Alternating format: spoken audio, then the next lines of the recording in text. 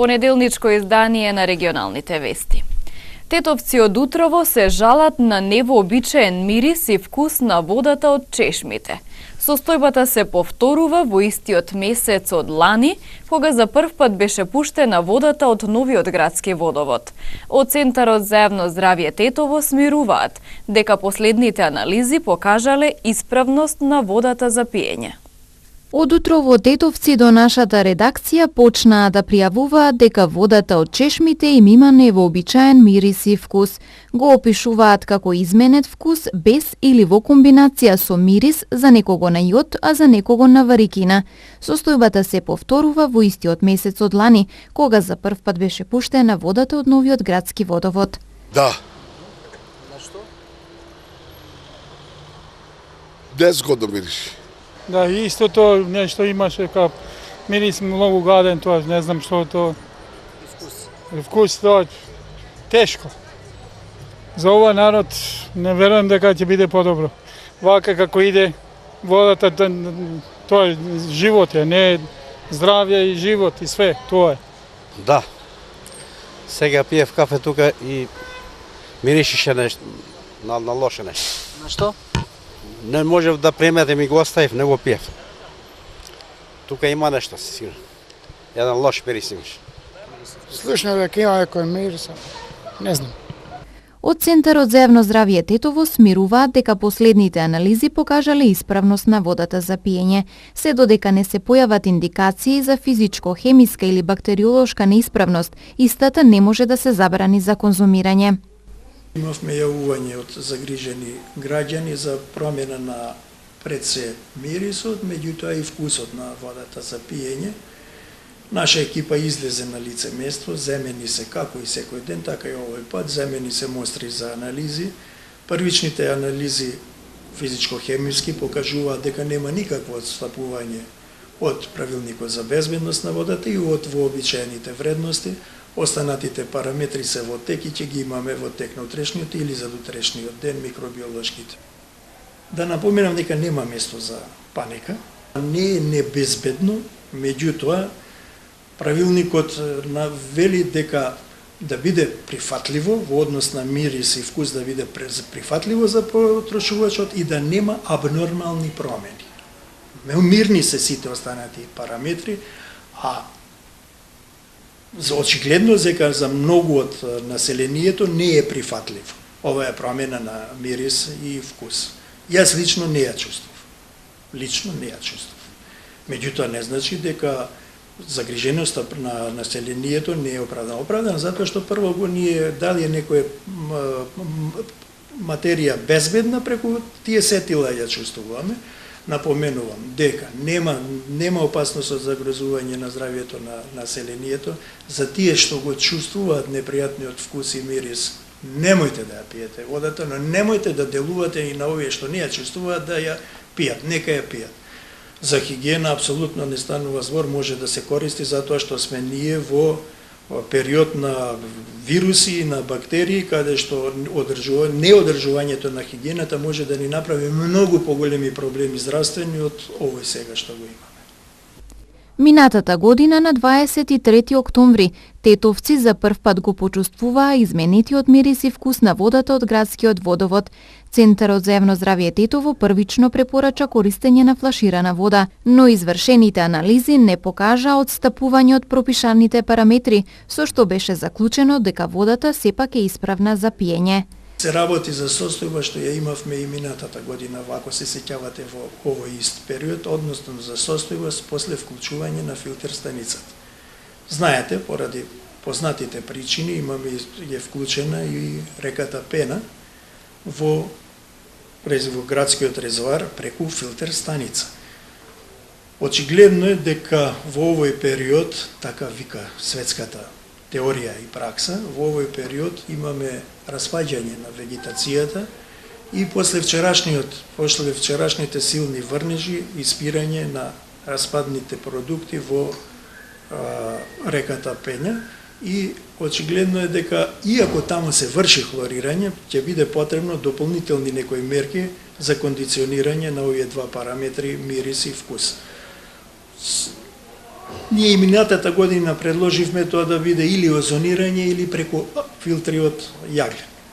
Така во моментов според овие информации одлуката дали поради непријатниот мирис ќе користат флаширана вода или ќе ја користат водата од чешма останува на граѓаните.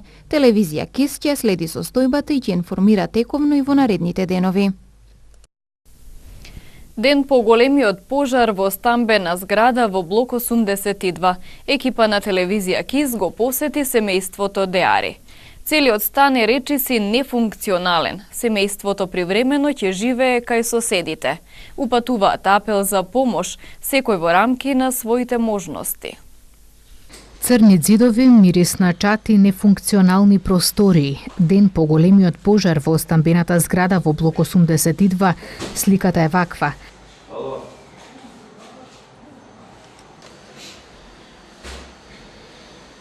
За среќа ова е единствената штета за 5 члена на семејството Деари, кои за време на пожарот биле дома. Собственикот Фадил Деари го разбудила невообичаена топлина која доаѓала од спалната соба, каде најпрво горел душекот. Се обидел да го спречи да не се прошири, но не успеал. Ми бевме наспиени, 8 сати беше. Жена ми беше таму на салонот спиеше, зашто беше операција од срцето. Ја бев со малите овде у спална, а тие два децата на другата соба беше. И 8 сати ја гледам нешто вручина на спиење, кога приметив дека изгорено тоа од душекот од спална. И ја одмah го земам малиот да изадим надвор и сакав да угасим, ама не можев тоа душекот да го носим и побегнав со деца надвор. Тоа беше све. Треба све да се руши. Од почетка да почнам, и паркетот е дигната, све изгледате. Све треба да е од почетка. Као да купиш стан на цигли. Ова е така. Сите прозори да треба да се менјат, може да и ви само да ги гледате, да ги снимате. Сите прозори треба да се менјат. 120 квадратниот стан на 7-миот кат од зградата Б го проголта огнените јазици. Единствено мебелот во салонот и кујната останале незафатени, се друго е претворено во пепел. Деари се сомнева дека ваквата катастрофа настанала од вклучени лед светилки покрај креветот во спалната. Све од брига ова соба, све што беше, но само тоа од салонот го не изгорен. Сите друго што имаме тука. Со спалне, со регали, со телевизори, со компјутери, све. И на таа соба све каучите, регалите, сите. Кај комшите сме. Немаме кај да живееме. Гледате сам кај да живееме. И тоа, барам од некој ако има помош, нешто, ако не мал здрави. Па потребно е, некој донесел некои ствари да почнеме да работиме, па потребно е пари. Што може луѓе да донесат? Тоа. Па овде штекерот ми беше. Од струјата беше поњасот, зашто у спалник го имаше тие лед светлици, ама тие беше кога губилме спалните. Така, тие беше, тие лед светлици беше уклучени. Од тие. Семејството Деари во станот се вселило пред 3 години. Истиот се уште го исплаќаат преку стамбен кредит.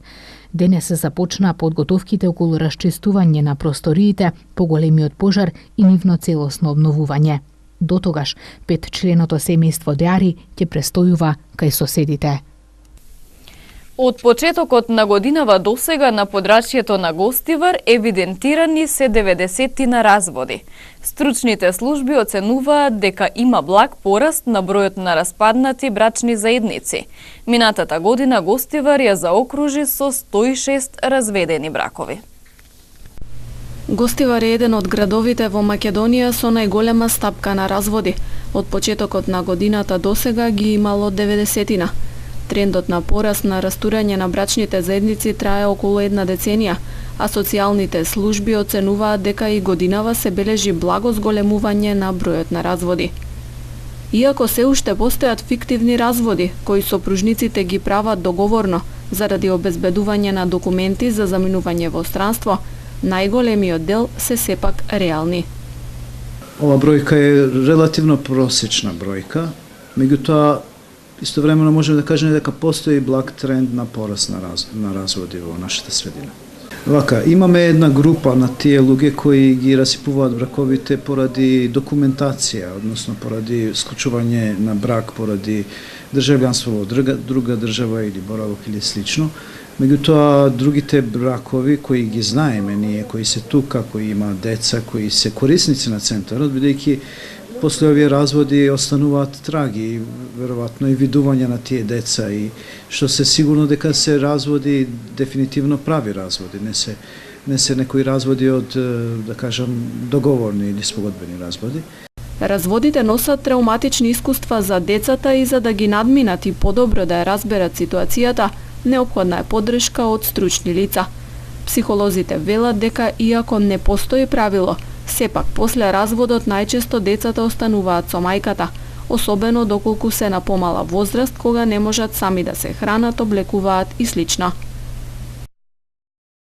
Кога се работи за некои деца кои се поголеми, да кажем деца од 10-12 години, тогаш превагнува страна на таткото, бидејќи тоа дете растело во тој дом, веќе оди и школа, веќе се стекнало со некоја поширока социјална средина, и да се тргне од тоа средина, тоа делува штетно на тоа дете, и во такви случаи обично децата остануваат со татковци. Иако то не е генерално тоа правило, не можеме да извлечеме некое генерално правило.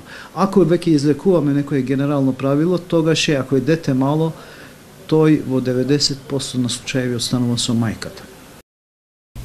Минатата година Гостивар ја заокружи со 106 разведени бракови. Најголемиот дел од нив биле помеѓу помлади парови со малолетни деца. Чегранец се здобил со тешки повреди при пад додека менувал светилка на Бандера. Гостиварка пак повредена во сообраќајна незгода. Од полицијата информираат и за нелегална сеча на дрва. Повреден 78 годишен чегранец додека менувал светилка на бетонска бандера од улично осветлување висока 6 до 7 метри вчера во селото Чегране. Менувајќи ја светилката му се лизнала алуминиумската скала на која се наоѓал и паднал на земја, при што здобил тешки телесни повреди. По укажаната лекарска помош во Гостиварската болница итно е префрлен на скопските клиники, информираат од тетовската полиција. Во Гостиварската болница пак вчера завршила 74 годишна гостиварка по сообраќајка. Незгодата се случила на регионалниот пат Мавровска крстосница Мавровјанови, при што патничко возило Голф со гостиварски регистерски таблици, управувано од 80 годишен гостиварец, загубило контрола и излетало од коловоз. Од излетувањето на возилото тешки телесни повреди задобила со патничката, која по укажаната помош во Гостиварската општа болница пуштена е на домашно лекување. Во полицискиот билтен е информација за нелегална сеча на дрва. Вчера околу 14 часот ватарот на тетовското село Елошник во местноста Дубја, полициски службеници на секторот за внатрешни работи Тетово пронашле 8 до 10 метри кубни букови дрва, подготвени за пренесување.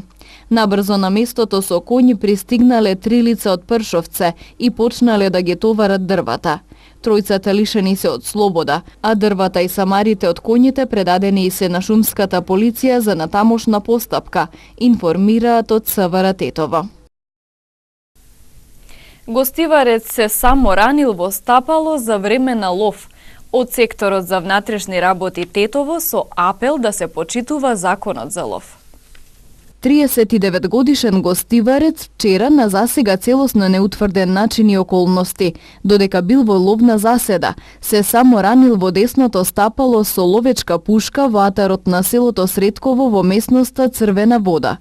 30 на минути подоцна, тој бил донесен во Гостиварската општа болница Ферит Мурат и по укажаната лекарска помош пренесена на скопските клиники. По извршениот увид се работи на расчистување на случајот, информираат од секторот за внатрешни работи Тетово, од каде што апелираат доследно да се почитува законот за лов, со цел навреме да се превенираат, односно пресретнат можните самоволија и незаконски постапки на поединци, но и ловџиите непосредно да бидат информирани од последиците од таквите постапки.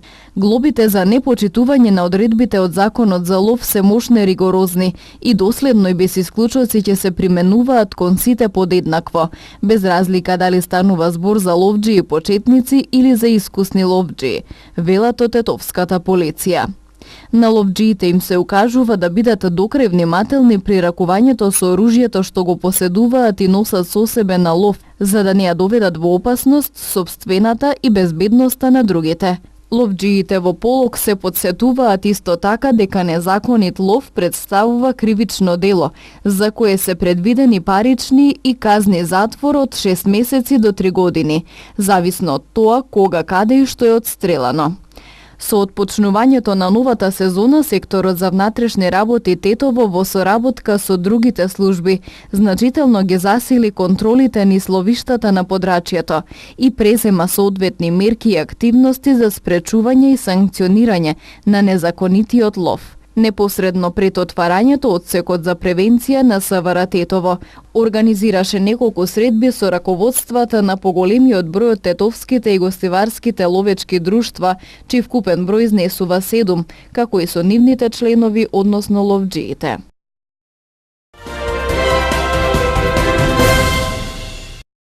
На 6 години казна затвор е осудена поранешната министерка за внатрешни работи Гордана Јанкуловска во случајот Тенк за набавка на луксузен Мерцедес. Јанкуловска е злоупотребила службената положба и овластување додека била министерка за внатрешни работи. Судијката Добрила Кацарска во Кривичниот суд ја изрече пресудата во издвоена постапка за Јанкуловска. На поранешната министерка и се судеше одвоено откако се породи. Јанкуловска не присуствуваше на изрекувањето на пресудата. Таа денеска присуствува на друго судење за предметот Таргет и Тврдина. Јанкуловска на ова судење рече дека не инсистира на пауза, оти нејзиното присуство на објавата за Тенк не е задолжителна. По денешното изрекување на пресудата со која Јанкуловска е осудена на 6 години затвор за набавка на луксузниот владин Мерцедес, Фетај побара уште една мерка за предпазливост на екс-министерката, таа да не го напушта живеалиштето се до правосилноста на пресудата. Во Тенк претходно беа осудени поранешниот министер Никола Груевски на 2 години казна затвор и поранешниот министер во МВР Ѓоко Поповски на 6,5 години затвор за набавка на блиндирано моторно возило Мерцедес C600 Гард во вредност од 600.000 евра. Потоа апелација му ја потврди казната на Груевски, а му ја намали за 2 години на Поповски.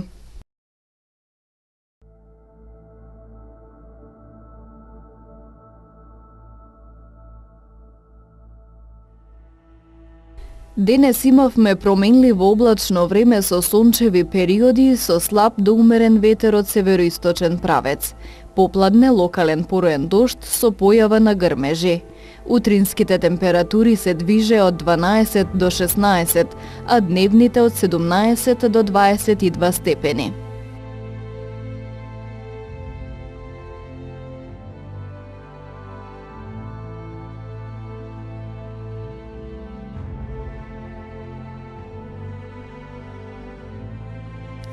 Утре не очекува сончево време со умерена облачност и со слаб претежно североисточен ветер.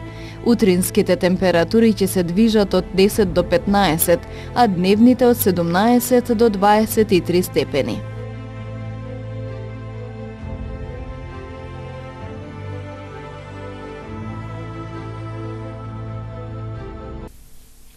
Го завршуваме и ова издание на регионалните вести. Пријатно!